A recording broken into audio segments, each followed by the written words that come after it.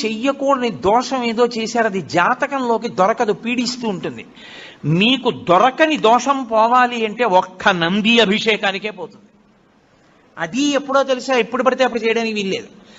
త్రయోదశి నాటి సాయంకాలం శివాలయంలో శివలింగానికి పొద్దున్న అభిషేకం అయిపోతుంది కాబట్టి అలంకారం చేసేసి రుద్రాధ్యాయంతో నందీశ్వరుడికి అభిషేకం చేస్తారు.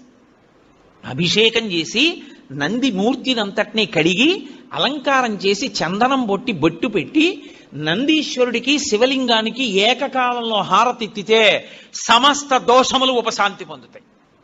ఒక్క త్రయోదశి నాడే, ఇక ఇంకొక రోజు లేదు దానికి.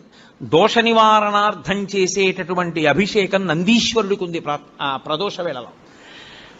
జాతకంలో వచ్చేటటువంటి అంత గొప్ప గొప్ప దోషాల్ని కూడా నివృత్తి చెయ్యగలిగిన శక్తి ఎక్కడ పొటమరిస్తుందంటే శివాలయంలో పొటమరిస్తుంది.